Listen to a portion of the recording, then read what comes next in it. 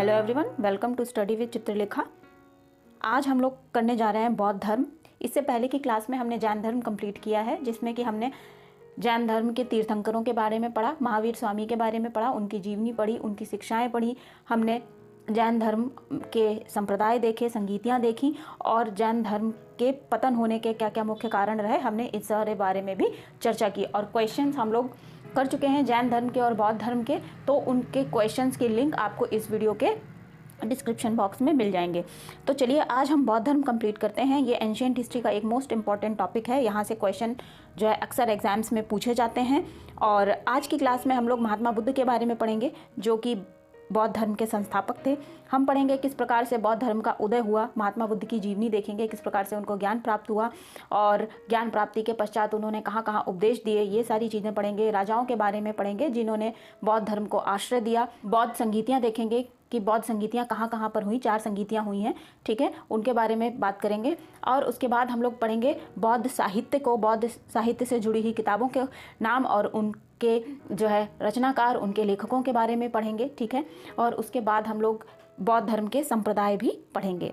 इस प्रकार से हम बौद्ध धर्म की क्लास को कंप्लीट करेंगे। उसके बाद आप लोगों को बौद्ध धर्म और जैन धर्म से जुड़े हुए क्वेश्चन आंसर के लिंक्स भी वीडियो के डिस्क्रिप्शन बॉक्स में मिल जाएंगे। क्लास को शुरू करने से पहले अगर चैनल पर पहली बार आए तो चैनल को सब्सक्राइब कर लीजिए, बेल आइकन प्रेस करके नोटिफिकेशंस में ऑल कर दीजिएगा। वीडियो पसंद आएगा तो लाइक और शेयर करने में बिल्कुल भी कंजूसी मत करिएगा। तो चलिए हम अपनी क्लास को शुरू करते हैं। हम लोग पढ़ रहे हैं बौद्ध धर्म, ठीक है। बौद्ध धर्म के संस्थापक हम सभी जानते हैं कौन थे, महात्मा बुद्ध थे, ठीक है। बुद्ध का अर्थ होता है प्रकाशमान अथवा जागृत, ठीक। नेक्स्ट पॉइंट देखते हैं। बुद्ध का जन्म शाक्यों की राजधानी कपिलवस्तु के समीप लुम्बिनी में हुआ था। उनका नाम सिद्धार्थ रखा गया था। उनका गोत्रीय अभिधान गौतम था, जिसका सर्वत्र बौद्ध साहित्य में उल्लेख मिलता है। अब इस लाइन को हमें ध्यान से पढ़ना होगा। यहाँ से हम 3 क्वेश्चन निकाल रहे हैं कि महात्मा बुद्ध का जन्म कहाँ पर हुआ था, लुम्बिनी में हुआ था, कपिलवस्तु के समीप, शाक्यों की राजधानी थी। लुम्बिनी किसकी राजधानी थी, शाक्यों की राजधानी थी। इनके बचपन का नाम सिद्धार्थ था, ये हम सभी जानते हैं। इनका गोत्रीय अभिधान अर्थात इनका गोत्र क्या था, गौतम था, ठीक है। इसका सर्वत्र उल्लेख कहाँ मिलता है, बौद्ध साहित्य में मिलता है, जो कि हम आगे चलकर पढ़ेंगे। चलिए नेक्स्ट पॉइंट देखते हैं हम, महाभनिष्क्रमण। महाभनिष्क्रमण क्या है, इसके बारे में बात करते हैं। 29 वर्ष की अवस्था में इन्होंने गृह त्याग दिया, जिससे बौद्ध ग्रंथों में महाभनिष्क्रमण कहा जाता है। तो यहाँ से क्वेश्चन इस प्रकार से बन सकता है कि महाभनिष्क्रमण से आप क्या समझते हैं। आपको 4 ऑप्शन दे दिए जाएंगे, गृह त्याग, ज्ञान प्राप्ति, जन्म या फिर मृत्यु। तो आप लोगों का जो करेक्ट आंसर होगा महाभनिष्क्रमण। 29 वर्ष की आयु में गृह त्याग, अर्थात गृह त्याग करने को क्या कहा गया, महाभनिष्क्रमण कहा गया। नेक्स्ट पॉइंट देखते हैं। बुद्ध सर्वप्रथम अनुप्रिय नामक आम्र उद्यान में कुछ दिन रुके। अनुप्रिय, जहां पर ये फर्स्ट टाइम रुके, वो आम का एक बाग था, उसका नाम अनुप्रिय था, ठीक है। वैशाली के समीप इनकी मुलाकात किससे हुई, सांख्य दर्शन के आचार्य आलार कलाम से हुई। तो यहाँ से एक क्वेश्चन ये बनता है कि महात्मा बुद्ध के प्रथम गुरु कौन थे। तो महात्मा बुद्ध के प्रथम गुरु कौन थे, आलार कलाम थे, जो कि सांख्य दर्शन के गुरु थे, ठीक है। किसके थे, सांख्य दर्शन के। उसके बाद क्या हुआ, राजगृह के समीप इनकी मुलाकात किससे हुई, रुद्रक रामपुत्र से हुई। किससे हुई, रुद्रक रामपुत्र से हुई।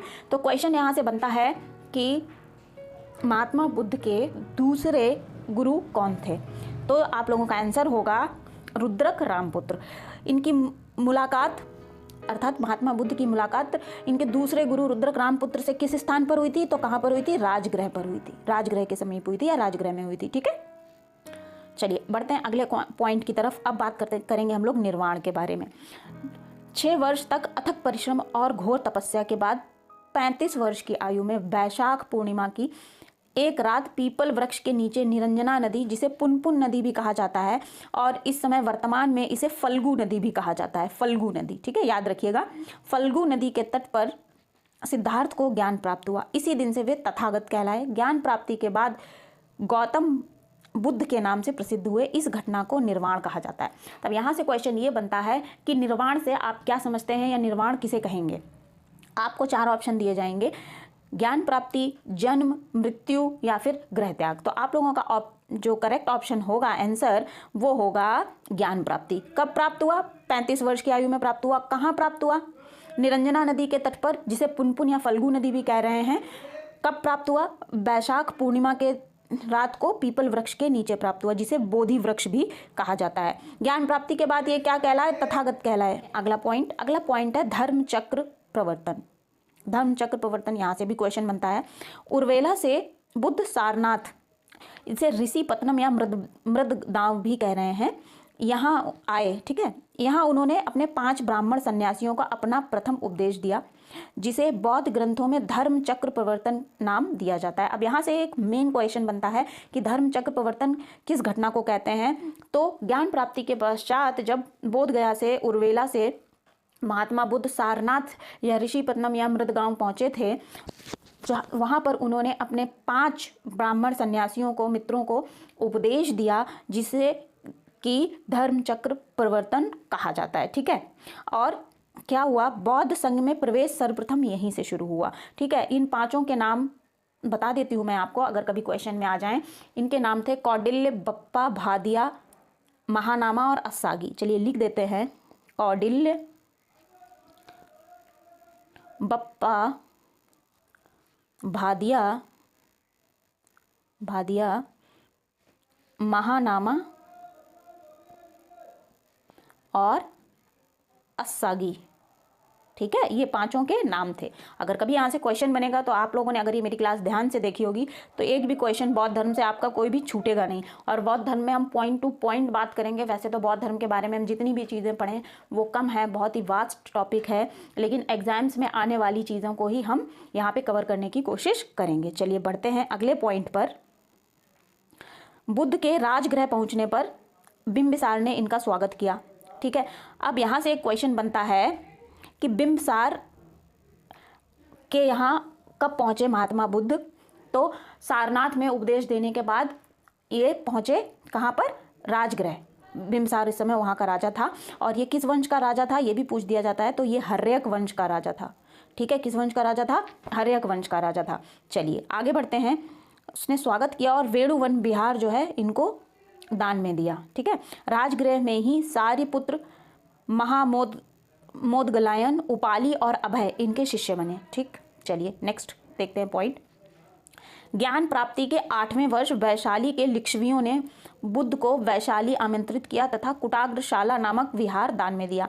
यहाँ से क्वेश्चन ये बनता है कि महात्मा बुद्ध ने ज्ञान प्राप्ति के कौन से वर्ष में, ज्ञान प्राप्ति के पश्चात कौन से वर्ष में वैशाली की यात्रा की? तो ठीक है, आपका जो आंसर होगा वो हो जाएगा 8वें वर्ष। ठीक है, और लिच्छवियों ने इनको जो है कौन सा विहार दान में दिया? तो आपका आंसर हो जाएगा कुटाग्रशाला। क्या हो जाएगा आंसर? कुटाग्रशाला। चलिए नेक्स्ट पॉइंट देखते हैं। ये इंपॉर्टेंट पॉइंट है, यहाँ से क्वेश्चन आए हैं पिछले एग्जाम्स में। अपने शिष्य आनंद के कहने पर बुद्ध ने वैशाली में महिलाओं को संघ में प्रवेश की अनुमति दी। प्रजापति गौतमी प्रथम भिक्षुणी बनी। अच्छा, यहाँ से क्वेश्चन ये बनता है कि किसके कहने पर महात्मा बुद्ध ने महिलाओं को संघ में प्रवेश की अनुमति दी? तो आपका आंसर होगा आनंद के कहने पर। पहली भिक्षुणी कौन बनी? प्रजापति गौतमी, जो कि इनकी मौसी थी, पहली भिक्षुणी बनी। चलिए नेक्स्ट पॉइंट देखते हैं। गौतमी की पुत्री नंदा, बुद्ध की पत्नी यशोधरा, वैशाली की नगर बधू आम्रपाली तथा बिंबिसार की पत्नी क्षमा भी बुद्ध की शिष्या बन गई। ये याद रखिएगा, नाम आ सकता है एग्जाम में। कौशंबी का शासक उदयन बौद्ध भिक्षु पिंडोला भरद्वाज के प्रभाव से बौद्ध बन गया। ठीक है, कौशंबी का शासक जो था ये बौद्ध धर्म का संरक्षक था। उसके बाद ये किसके प्रभाव में आया तब ये बौद्ध बना? तो आप लोगों का आंसर होगा बौद्ध भिक्षु पिंडोला। बौद्ध भिक्षु पिंडोला आंसर दीजिएगा। घोषित राम विहार किसने दिया था? उदयन ने दिया था, ये यहाँ से याद रखिएगा। चलिए नेक्स्ट पॉइंट देखते हैं। ज्ञान प्राप्ति के 20वें वर्ष बुद्ध कहाँ पहुंचे? श्रावस्ती पहुंचे। वहां पर अंगुलीमाल डाकू को उन्होंने अपना शिष्य बनाया। बुद्ध ने अपने जीवन के सर्वाधिक उपदेश कौशल देश की राजधानी श्रावस्ती में दिए। उन्होंने अपना अंतिम उपदेश कुशीनगर में सुबुद्ध को दिया। यहाँ से 2 क्वेश्चन हमारे तैयार होंगे कि बुद्ध ने अपने सर्वाधिक उपदेश कहाँ पर दिए? श्रावस्ती में दिए। श्रावस्ती किसकी राजधानी थी? कौशल देश की राजधानी थी। ठीक है, और अंतिम उपदेश कहाँ पर दिया? कुशीनगर में दिया। किसको दिया? सुबुद्ध को दिया। सुबुद्ध इनका शिष्य था। ठीक है, याद रखिएगा। चलिए आगे बढ़ते हैं। महापरिनिर्वाण 80 वर्ष की अवस्था में इनकी मृत्यु हो गई। इसे बौद्ध परंपरा में महापरिनिर्वाण के नाम से जाना जाता है। तो क्वेश्चन यहाँ से बनेगा, महापरिनिर्वाण से आप क्या समझते हैं? तो बौद्ध धर्म में महात्मा बुद्ध के मृत्यु को महापरिनिर्वाण कहा जाता है। ठीक है, नेक्स्ट पॉइंट, वैशाख पूर्णिमा बौद्ध धर्म में 3 दृष्टियों से पवित्र मानी जाती है कि वैशाख पूर्णिमा के दिन ही बुद्ध का जन्म हुआ था, संबोधि अर्थात इनको ज्ञान प्राप्त हुआ था, और महापरिनिर्वाण इनका अर्थात इनकी मृत्यु भी बुद्ध पूर्णिमा के दिन ही हुई थी। ठीक है, चलिए नेक्स्ट पॉइंट देखते हैं। बुद्ध की मृत्यु के बाद उनके अस्थि अवशेष के 8 भाग किए गए और प्रत्येक पर स्तूप बनवाए गए।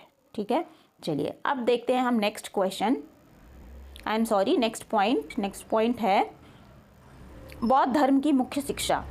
बुद्ध ने आम जनता की भाषा पाली में उपदेश दिए। तो क्वेश्चन यहाँ से ये बनता है कि बुद्ध ने उपदेश किस भाषा में दिए, तो आप लोगों का आंसर होगा बुद्ध ने पाली भाषा में अधिकतर उपदेश दिए। ठीक है, उनके अनुसार सृष्टि दुखमय, क्षणिक और आत्म विहीन है। वे कर्म एवं पुनर्जन्म में विश्वास रखते थे, ईश्वर तथा अपौरुषेय वेदों की सत्ता को अस्वीकार करते थे। यहाँ पर एक बहुत ही इंपॉर्टेंट क्वेश्चन बन रहा है कि बौद्ध धर्म कर्म एवं पुनर्जन्म में विश्वास करता था। तो यहाँ से क्वेश्चन ऐसे बन सकता है, बौद्ध धर्म के बारे में कौन से स्टेटमेंट सही हैं। आपको 4 स्टेटमेंट दे दिए जाएंगे। बौद्ध धर्म कर्म एवं पुनर्जन्म में विश्वास करता है, बौद्ध धर्म ईश्वर की सत्ता को मानता है, बौद्ध धर्म जो है वेदों की सत्ता को मानता है, या फिर इनमें से कोई नहीं। तो आप लोगों का आंसर होगा ऑप्शन नंबर ए, बौद्ध धर्म कर्म एवं पुनर्जन्म में विश्वास करता है। बौद्ध धर्म जो है अनीश्वरवादी धर्म है और नास्तिक है। अब हम समझ लेते हैं नास्तिक और अनीश्वरवादी क्या होता है। जो ईश्वर की सत्ता को नहीं मानता है उसे अनीश्वरवादी कह रहे हैं। अपौरुषेय वेद अर्थात जो वेदों की सत्ता को नहीं मानता है उसे नास्तिक धर्म कहते हैं। तो वेद जो बौद्ध धर्म है वो अनीश्वरवादी नास्तिक धर्म, हम एक अलग शब्दों में ये भी कह सकते हैं। ठीक है, चलिए नेक्स्ट पॉइंट देखते हैं। नेक्स्ट पॉइंट क्या है, बौद्ध धर्म की मुख्य शिक्षा जन्म आधारित वर्ण व्यवस्था को भी अस्वीकार करना है। ठीक है, ये बौद्ध धर्म की एक बहुत बड़ी विशेषता रही जिसने कि बौद्ध धर्म को बहुत जो है लोकप्रिय बनाया। ज़्यादा से ज़्यादा लोग बौद्ध धर्म को स्वीकारने लगे। ठीक है, क्यों स्वीकारने लगे कि ये बौद्ध धर्म जो है जन्म आधारित वर्ण व्यवस्था को अस्वीकार करता था। तो यहाँ से ये इंपॉर्टेंट पॉइंट है, इसको ध्यान रखिएगा कि बौद्ध धर्म जन्म आधारित वर्ण व्यवस्था को अस्वीकार करता था, ये जाति व्यवस्था को भी अस्वीकार करता था। ठीक है, चलिए नेक्स्ट पॉइंट देखते हैं। बुद्ध के जीवन की प्रमुख घटनाओं को प्रतीकों के माध्यम से दर्शाने की परंपरा रही है। अब हम समझते हैं इनके विभिन्न जीवन की घटनाएं और उनके प्रतीक क्या हैं। यहाँ से क्वेश्चन बन जाता है एग्जाम्स में समटाइम। देखते हैं, जन्म का जो प्रतीक है वो है कमल और सांड। ठीक है, कमल और सांड जन्म का प्रतीक है। ग्रह त्याग, घोड़ा है, आप इसको ऐसे समझ सकते हो कि घोड़े पर चढ़कर महात्मा बुद्ध जो है अपने घर को छोड़कर चले गए। ज्ञान, बोधि वृक्ष, हमने पढ़ा था अभी, पीपल वृक्ष के नीचे इनको जो है 35 वर्ष की आयु में ज्ञान प्राप्त हुआ था, जिसे बोधि वृक्ष कहा जा रहा है। निर्वाण पद चिन्ह, ठीक है, निर्वाण जब इनको ज्ञान प्राप्त हुआ तो उसको दर्शा रहे हैं पद चिन्हों से। ठीक है, और मृत्यु स्तूप, तो हमने अभी ऊपर पढ़ा था कि महात्मा बुद्ध की मृत्यु के पश्चात उनके जो अस्थि अवशेष बचे उनको 8 भाग किया गया और 8 भागों को अलग अलग जगह पे स्तूप बनाए गए। ठीक है, चलिए नेक्स्ट पॉइंट देखते हैं। अगला पॉइंट क्या है, 4 आर्य सत्य बौद्ध धर्म के मूल सिद्धांत हैं। ये इंपॉर्टेंट पॉइंट है, इसको ध्यान रखिएगा। 4 आर्य सत्य क्या हैं, ये दुख है, दुख का कारण है, दुख का निदान भी है और दुख निदान के उपाय भी हैं। ठीक है, चलिए अब हम इसको आगे विस्तार से पढ़ेंगे। आगे बढ़ते हैं, अष्टांगिक मार्ग के बारे में पढ़ते हैं।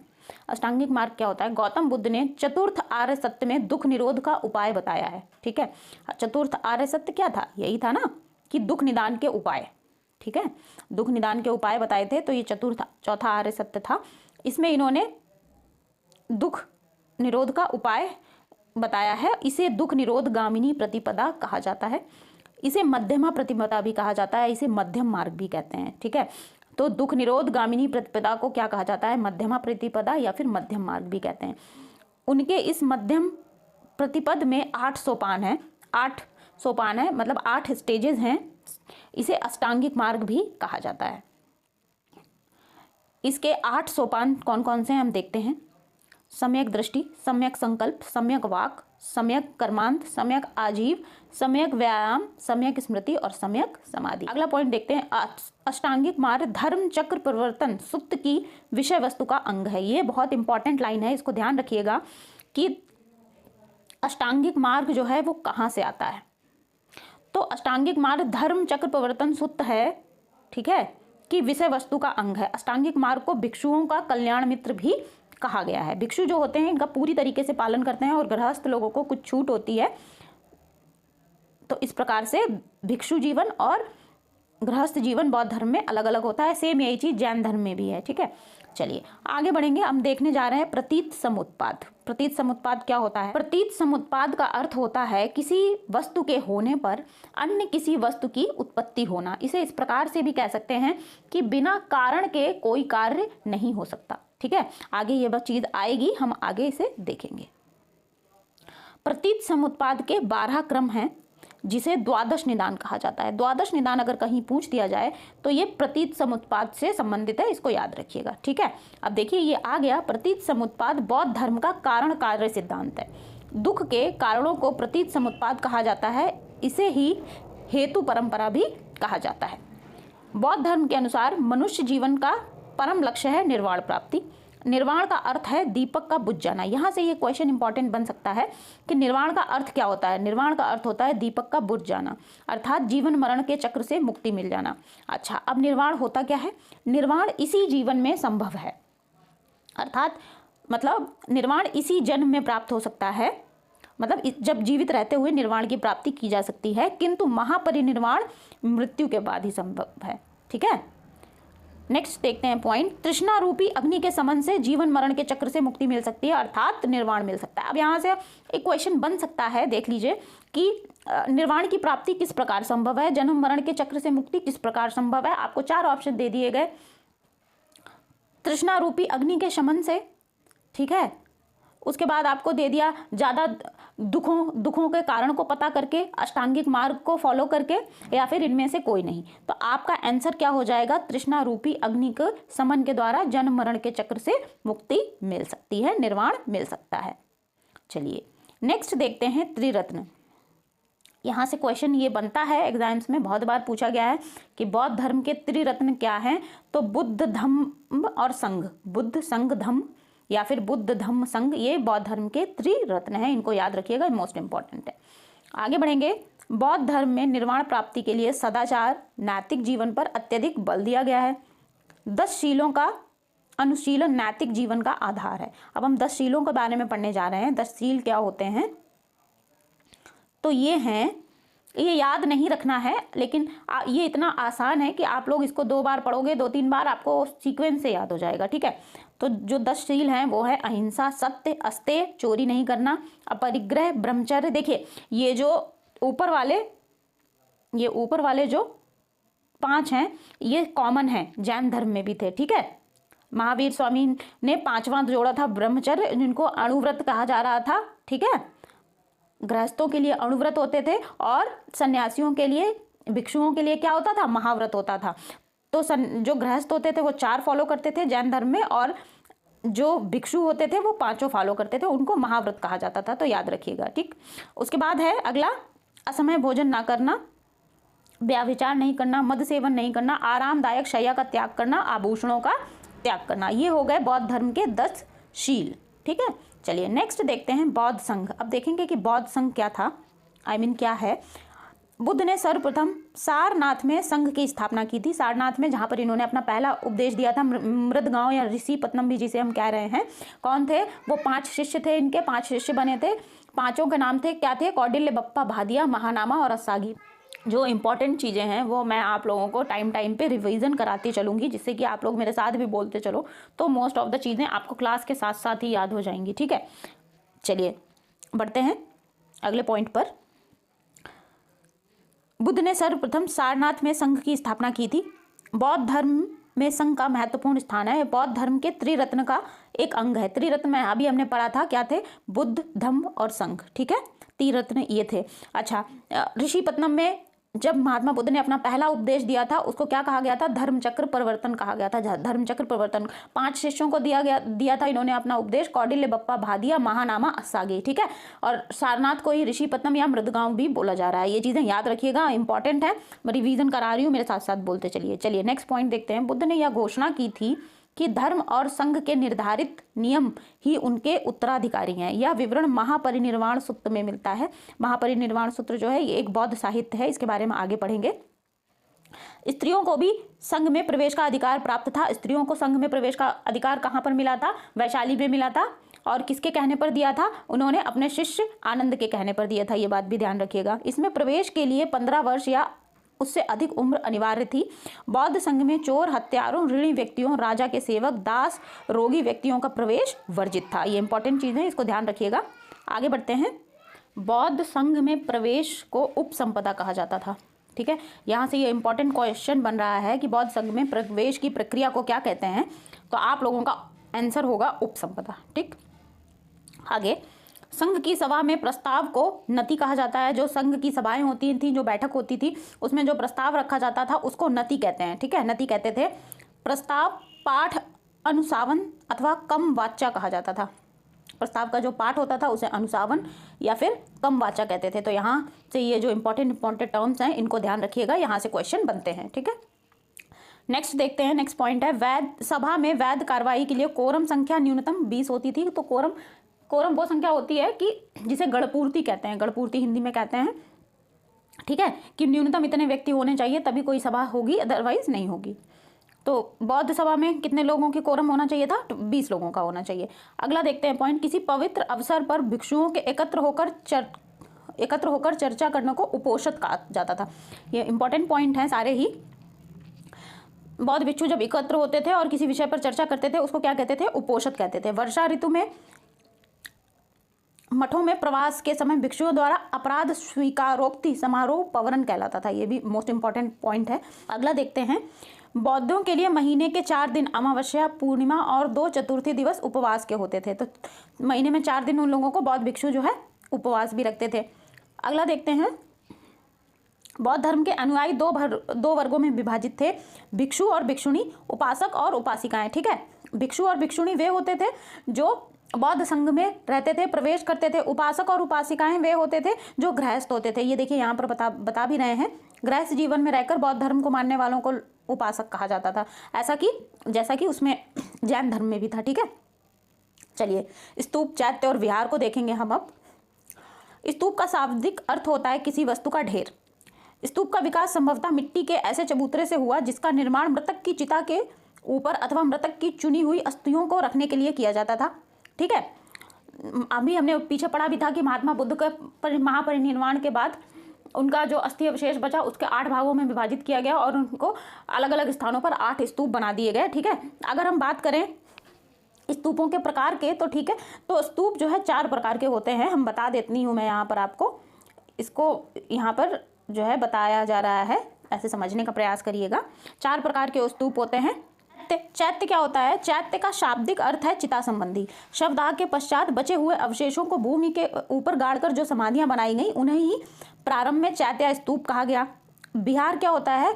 बौद्ध चैत्यों या स्तूपों के पास भिक्षुओं का रहने के लिए आवास बनाया जाता था जिसे विहार कहते थे। चैत्यों का मुख्यतः उपासना स्थल के रूप में परिवर्तित कर दिया गया और उनके पास जो विहार बनाए जाने लगे उसमें बौद्ध भिक्षु रहते हैं। यहाँ से एक क्वेश्चन भी बन चुका है एग्जाम में कि चैत्य और विहार का उपयोग क्रमशः किस लिए किया जाता है। तो उसमें मान लीजिए ऑप्शन में आ गया कि चैत्य उपासना स्थल और विहार बौद्ध भिक्षुओं के रहने की जगह, ठीक है।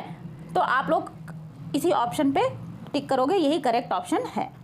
चलिए अब आगे बढ़ते हैं। आगे हम देखने जा रहे हैं बौद्ध संगीतियाँ। इस पे मोस्ट इंपॉर्टेंट टिक कर लीजिएगा, यहाँ से बहुत क्वेश्चन बनते हैं बौद्ध संगीतियों को, तो इसको अच्छे तरीके से पढ़ेंगे हम लोग। ये एक टेबल बनाई हुई है मैंने आप लोगों के लिए। इसमें संगीति है फर्स्ट वाले कॉलम में, दूसरे कॉलम में समय है, तीसरे में स्थान है, फिर शासनकाल, कौन सा राजा था संगीति के समय, उस संगीति के अध्यक्ष कौन रहे और कार्य क्या हुए, ठीक है। तो ये जो है कॉलम बनाए हैं, 6 कॉलम है, इसमें सारी चीज़ें हम लोग बारी बारी से पढ़ेंगे। तो तो पहली संगीति देखते हैं। पहली संगीति कब हुई? 483 ईसा पूर्व। ठीक है, कब हुई? 483 ईसा पूर्व। इसको याद करने की एक ट्रिक भी मैं बताऊंगी इनको खत्म करने के बाद, जिससे कि आप इसको इजी चारों संगीतियां आसानी से याद कर पाओगे। ठीक, 483 ईसा पूर्व हुई। कहाँ पर हुई? सप्तपर्णी गुफा में हुई। कहाँ पर हुई? सप्तपर्णी गुफा में, जो कि राजगृह में है। शासनकाल अर्थात राजा कौन था? अजातशत्रु। अजातशत्रु राजा था। ठीक है, अध्यक्ष कौन थे? महाकश्यप। अध्यक्ष कौन थे? महाकश्यप। और कार्य क्या हुए? बुद्ध के उपदेशों को सुत्त पिटक और विनय पिटक में अलग अलग संकलित कर दिया गया। तो विनय पिटक और सुत्त पिटक दो जो है पिटकों का संकलन किया गया। अगला देखेंगे, दूसरी संगीति कब हुई? 383। देखिए 483 में 483 ईसा पूर्व संगीति हुई, उसके वर्ष के बाद दूसरी संगीति हुई। ठीक है, कहाँ पर हुई? वैशाली में हुई। राजा कौन था? कालाशोक था। अध्यक्ष कौन थे? सबा कमीर इनको बोलते हैं, साब कमीर भी बोल देते हैं, सर्वकामिनी भी बोल देते हैं। ये 3 नाम है, तीनों याद रखिएगा। और यहाँ पर कार्य क्या हुआ? बौद्ध भिक्षुओं के मतभेद, बौद्ध भिक्षुओं के बीच जो है मतभेद हो गया। तो क्या हो गया? 2 संघ विभाजित हो गए, स्थाविर और महासंघिक। ठीक है, यहाँ पे स्थाविर है, ये मात्रा लगेगी एक, स्थाविर और महासंघिक 2 संघ विभाजन हो गए। उसके बाद तीसरी जो बौद्ध संगीति हुई वो हुई 250 ईसा पूर्व। ठीक है, 250 ईसा पूर्व कहाँ पर हुई? पाटलिपुत्र में हुई। राजा कौन था? अशोक। अशोक मौर्य वंश का राजा। अध्यक्ष कौन थे? मोगलीपुत्तिस थे। और क्या हुआ यहाँ पर? कार्य क्या हुआ? अभिधम्म पिटक का संकलन हुआ। क्या हुआ? अभिधम्म पिटक का संकलन हुआ। चौथी जो बौद्ध संगीति हुई वो 72 ईस्वी में हुई। कहाँ पर हुई? कश्मीर के कुंडल वन में हुई। राजा कौन था? कनिष्क था। ठीक है, अध्यक्ष कौन थे? वसुमित्र थे। और काम यहाँ पर क्या हुआ? बौद्ध संघ जो है हीनयान और महायान संप्रदाय में विभाजित हो गया। ठीक है, अब इसको हम याद कैसे रखेंगे? बड़ी टेबल है, याद कैसे रखेंगे? सबसे पहले तो टाइम याद रखना ही एक टफ टास्क हो जाता है, तो उसके लिए आप लोग ये मैं ऐसे ही याद रख रही हूँ इसको। पहली वाइज तो इसको जो है टेबल को रो वाइज नहीं लर्न करना है हमें, इसको हमें कॉलम वाइज याद करेंगे। देखो प्रथम, द्वितीय, तृतीय और चतुर्थ तो याद रहेगा, फर्स्ट सेकंड थर्ड कॉलम आ गया, नंबरिंग हो गई। उसके बाद 483, 383, 250, 72 ईस्वी। 483 आप याद कर लो, 100 साल उसमें से कम कर दो, 383। ठीक है, 250 ईस्वी अशोक के शासनकाल में जब हुई, ये बौद्ध में परिवर्तित हो गया। उसके बाद 72 ईस्वी। 483, 383, 250, 72 ईस्वी। आप मेरे साथ इसको 4 बार बोल लो और जो है 4 बार अपने आप बोल लेना, आपको ये टेबल बिल्कुल याद हो जाएगी। कैसे, कहाँ पर हुई, कहाँ पर हुई? स्थान याद रखने का एक ट्रिक मैंने बनाई है, वो मैं बताती हूँ आप लोगों को। एक लड़का था राज। ठीक है, एक लड़का था राज, उसकी एक फ्रेंड थी वैशाली। ठीक है, वो वैशाली से कहाँ पर मिला? पाटलिपुत्र में मिला। वैशाली से राज कहाँ पर मिला? पाटलिपुत्र में मिला। और उसने पाटलिपुत्र में उसको क्या दिए? कुंडल दिए। तो राज ने वैशाली को पाटलिपुत्र में कुंडल दिए। ये तो हो गए स्थान, राज हो गया राजगृह, वैशाली हो गई वैशाली, पाटलिपुत्र में पाटलिपुत्र हो गया, और कुंडल से कुंडल वन हो गया। ठीक है, और अब राजा को याद करने की ट्रिक बताती हूँ। ये है अजातशत्रु, कालाशोक, अशोक और कनिष्क। तो भाई ऐसे याद कर लो, ए हैं ये के हैं, और फिर इसको रिपीट कर दो, सिंपल। ये हो गया, फिर से ए हो गया अशोक। ठीक है, और फिर से ये के हो गया। मतलब आप लोगों को करना क्या है, इसको याद रखना है ऐसे, ए के कॉलम वाइज। ठीक है, ए के। ठीक, अब आ जाओ इस पे, अब आ जाओ अध्यक्ष पे। अध्यक्ष आप लोग याद कर लो, महाकश्यप, सभाकमीर, मोगलीपुत्तिस और वसुमित्र अश्वघोष। महाकश्यप, सभाकमीर, मोगलीपुत्तिस, वसुमित्र, अश्वघोष। ये सिंपल से याद हो जाएगा। यहाँ पे अश्वघोष मिसिंग है, इसके साथ अश्वघोष भी थे। ठीक है, इसको भी लिख लेना, कभी कभार अश्वघोष भी आ जाता है ऑप्शन में, तो जो है कंफ्यूज नहीं होना बिल्कुल भी। चलो, काम क्या? पहले में स्थाविर महासंघिक, नहीं सॉरी, पहले में क्या हुआ था? पहले में हुआ था 12 अंगों का संकलन, इसमें नहीं हुआ था। अच्छा, अब देखते हैं कार्य क्या हुए। कार्य तो सिंपल, देखो जैन धर्म में क्या हुआ था? पहली संगीति में जैन धर्म में हुआ था, 12 अंगों का संकलन हुआ था। सेम उसी तरीके से बौद्ध में भी, बौद्ध धर्म में क्या हुआ? विनय पिटक और सुत्त पिटक का संकलन हुआ। दूसरे में क्या हुआ? दूसरे में जो है स्थाविर और महासंघिक में विभाजन हो गया। तीसरे में क्या हुआ? अभिधम्म पिटक का संकलन हुआ। और चौथे में क्या हुआ? हीनयान और महायान संप्रदायों में विभाजन हो गया। तो आप लोग ये कॉलम वाइज इस तरीके से याद करो। ठीक है, और इसको 4 बार मेरे साथ पढ़ो और 4 बार अपने आप बाद में पढ़ लेना, ये टेबल बिल्कुल याद हो जाएगी। और कमेंट सेक्शन में मुझे बताना कि ये जो ट्रिक मैंने बताई है किस किस को उस ट्रिक से याद हो गया है, ठीक है। चलो आगे बढ़ते हैं। अब हम हीनयान पढ़ते हैं। हीनयान महायान अभी हमने पढ़ा 72 ईस्वी में, जो कुंडलवन में हुई थी, कश्मीर में संगीति। हीनयान और महायान में जैन धर्म जो है विभाजित हो गया।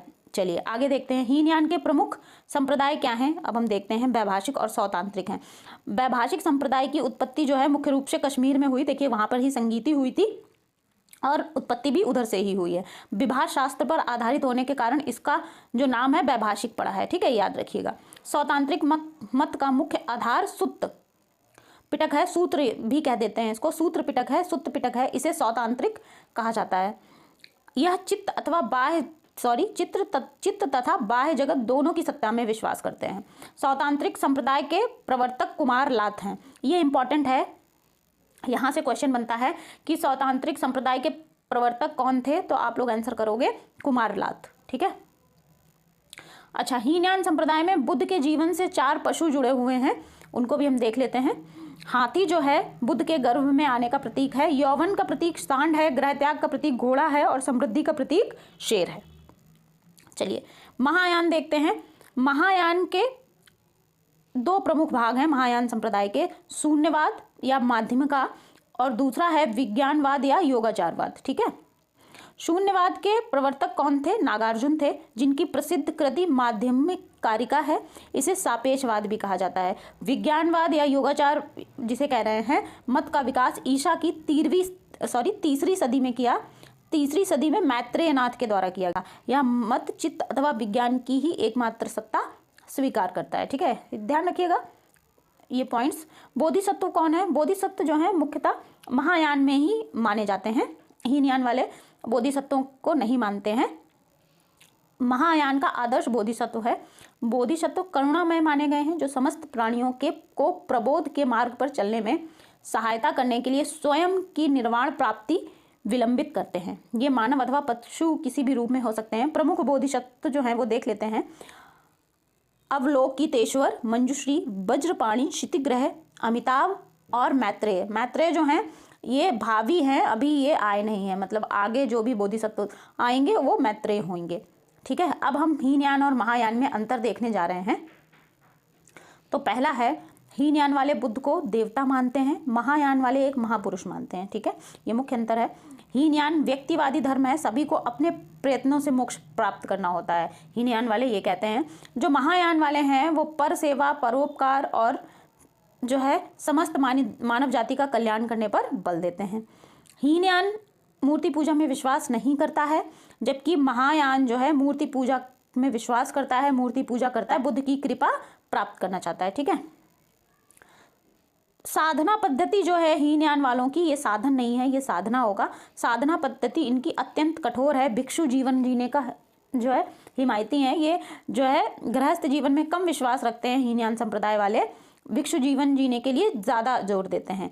इसमें क्या है, सिद्धांत सरल और सुलभ है। भिक्षु अथवा उपासक दोनों को महत्व दिया जाता है। क्या है, हीनयान में अहरत पद को प्राप्त करने पर जोर दिया जाता है, जबकि महायान का जो आदर्श है वो बोधिसत्व है। बोधिसत्व आपने अभी पीछे पढ़ा भी था।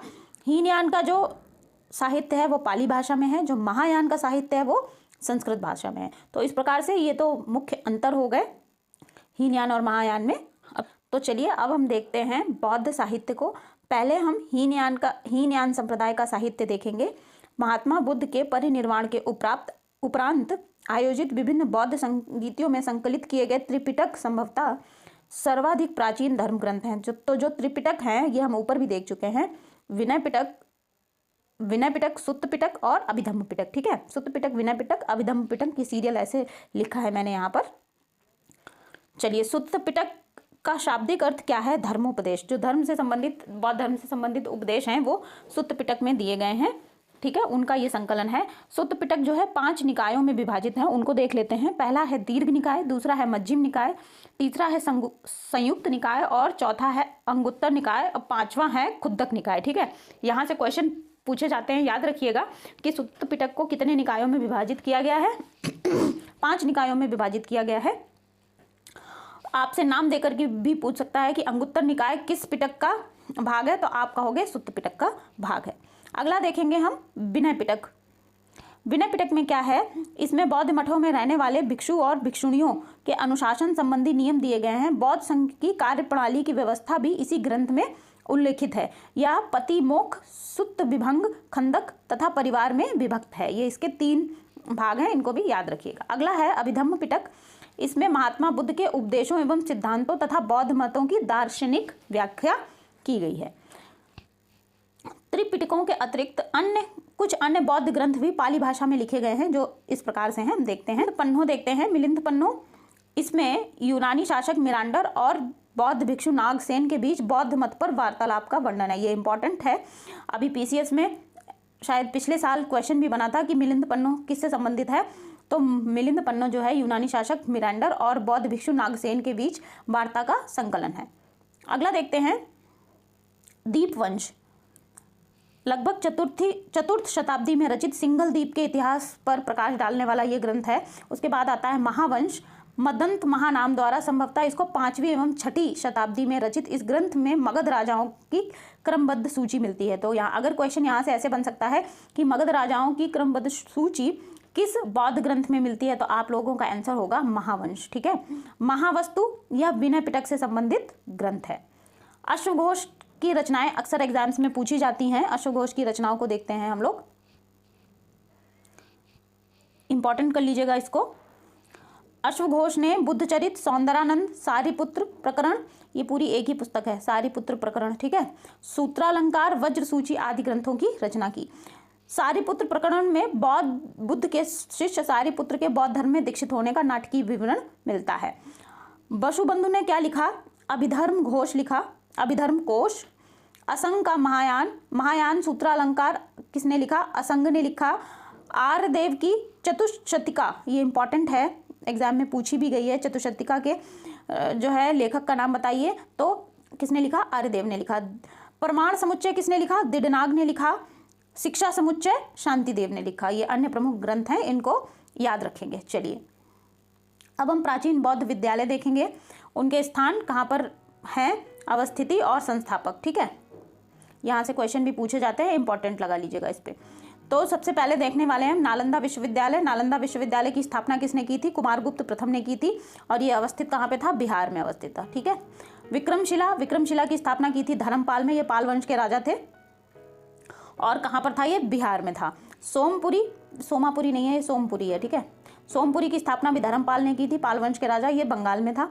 ओदंतपुरी गोपाल के द्वारा स्थापित किया गया था, ये भी पाल वंश के राजा थे, और बिहार में। ठीक है। वल्लभी जो है बौद्ध विहार, इसकी स्थापना भट्टारक के द्वारा की गई थी, गुजरात में। ठीक, अब चलिए आगे बढ़ेंगे, हम देखेंगे बौद्ध धर्म और जैन धर्म में तुलना। ठीक है, पहले समानताएं देखेंगे, फिर असमानताएं देखेंगे। तो समानताएं पहले देखते हैं। दोनों के संस्थापक क्षत्रिय कुल के थे, महात्मा बुद्ध भी और महावीर स्वामी भी। ठीक है। अगला, दोनों वेदों की प्रामाणिकता के प्रति अनास्था रखते थे, मतलब दोनों ही धर्म वेदों की प्रामाणिकता को अस्वीकार करते थे, अनीश्वरवादी थे। ठीक है। कर्म कांडों के फलीभूत होने का निषेध किया गया है। कर्म एवं पुनर्जन्म दोनों मानते थे, कर्म कांडों में विश्वास नहीं रखते थे। शूद्र व महिलाओं के द्वारा मोक्ष प्राप्ति की संभावना का विरोध किया गया था, इसमें भी दोनों ही कर रहे थे, जैन धर्म और बौद्ध धर्म। अब हम असमानताएं देखते हैं। बौद्ध धर्म में निर्वाण इसी जीवन में संभव मानते हैं, जबकि जैन धर्म शरीर से मुक्ति के पश्चात इसे संभव मानता है। ठीक है। हम एक ही संप्रदाय, जैन धर्म में हीनयान और महायान दो अलग अलग संप्रदाय हैं, इनमें से एक मानता है कि इसी जीवन में मुक्ति संभव है, दूसरा कहता है कि इस जीवन में संभव नहीं है। तो ये असमानताएं हम बता रहे हैं यहाँ पर। बौद्ध मत मुक्ति हेतु मध्यम मार्ग का उपदेश देता है, जबकि जैन धर्म कठोर साधना पर बल देता है। बुद्ध ने जाति प्रथा की कठोर निंदा की, जबकि महावीर स्वामी ने जाति प्रथा की निंदा नहीं की थी, ये हमने अभी पीछे पढ़ा भी था। महावीर ने बुद्ध की अपेक्षा अहिंसा व अपरिग्रह पर अधिक बल दिया। ठीक है, महावीर स्वामी ने अहिंसा और अपरिग्रह पर अधिक बल दिया। जैन धर्म बहुत ही ज़्यादा अहिंसावादी धर्म हो गया, इसलिए इससे लोग थोड़ा कटना भी शुरू हो गए, जबकि बौद्ध धर्म में ऐसा नहीं था। ठीक है, तो इस प्रकार से ये हो गई असमानताएं। अब हम देखते हैं अन्य संप्रदाय। 6ठी शताब्दी ईसा पूर्व भारत में लगभग 62 संप्रदाय थे, जिनमें से जो कुछ प्रमुख संप्रदाय हैं जो अक्सर एग्जाम्स में पूछे जाते हैं, उन संप्रदाय, उनके संस्थापक और उनके मुख्य विचार यहाँ पर हम पढ़ेंगे। ठीक है। तो पहला जो संप्रदाय है भौतिकवादी, इसके संस्थापक थे अजित केश कम्बलिन। इनका मुख्य विचार इस संप्रदाय का क्या है? अच्छे या बुरे कर्मों का कोई फल नहीं प्राप्त होता है, मनुष्य को अत्यधिक अधिकतम सुख प्राप्त करना चाहिए। ये भौतिकवादी संप्रदाय का मुख्य विचार है। ठीक है। अक्रियावादी, इसके संस्थापक थे पूरन कश्यप। ये कह रहे हैं ना तो कर्म होता है और ना पुनर्जन्म होता है। अगला आता है आजीवक संप्रदाय। आजीवक संप्रदाय के जो संस्थापक हैं वो हैं मक्खली गोशाल। आत्मा को अनेक पूर्व जन्मों के पूर्व निर्धारित अटल चक्र से गुजरना पड़ता है, ये आजीवक संप्रदाय का मत है। नियतिवादी क्या कहते हैं? नियतिवादी संप्रदाय के संस्थापक हैं पकुक कच्चायन, और ये कह रहे हैं सब कुछ पूर्व से ही निश्चित है। ठीक है। अनिश्चयवादी है संप्रदाय, इसके संस्थापक कौन है? संजय वैठली पुत्र हैं। ये तो कह रहे हैं कि ना तो यह कहा जा सकता है कि स्वर्ग है, ना ही यह कहा जा सकता है कि नरक है या फिर नहीं है। ठीक है। आज की क्लास में हमने क्या क्या पढ़ा? आज की क्लास में हमने बौद्ध धर्म के बारे में पढ़ा, महात्मा बुद्ध के बारे में पढ़ा, किस प्रकार से उन्होंने गृह त्याग किया, उन्होंने ज्ञान प्राप्त करा, ज्ञान प्राप्ति करने के पश्चात उन्होंने जो किस प्रकार से उपदेश दिए, उन राजाओं के बारे में पढ़ा जिन्होंने बौद्ध धर्म को संरक्षण दिया, और बौद्ध विहारों के बारे में भी पढ़ा, बौद्ध धर्म की शिक्षाएं पढ़ी, बौद्ध धर्म से जुड़े हुए हमने साहित्य भी पढ़े, और हमने देखा कि महात्मा बुद्ध को किस प्रकार से महापरिनिर्वाण प्राप्त हुआ। उनके पश्चात जो भी स्तूप, चैत्य और विहार बनाए गए वो भी देखे हमने। बौद्ध संगीतियों के बारे में भी पढ़ा। इस प्रकार से हमने बौद्ध धर्म को कंप्लीट किया है, और आई होप ये क्लास आप लोगों को पसंद आई होगी। अगर क्लास पसंद आएगी तो लाइक और शेयर ज़रूर करिएगा, और जो है चैनल को सब्सक्राइब किए बिना बिल्कुल मत जाइएगा। मिलते हैं हम लोग अगली क्लास में, तब तक आप लोग पढ़ते रहिए। Thank you everyone.